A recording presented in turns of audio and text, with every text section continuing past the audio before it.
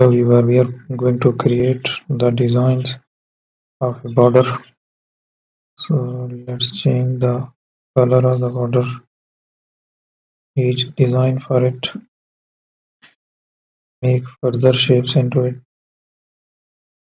There we are, we will make it. Now we have the round rectangular shape.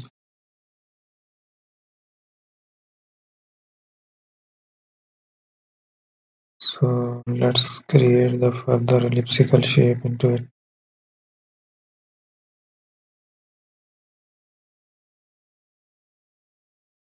So here we have the designs, make new visuals.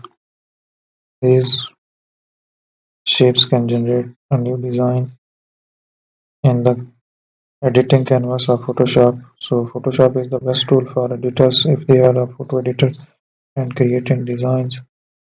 So you can also change the pattern into the shapes.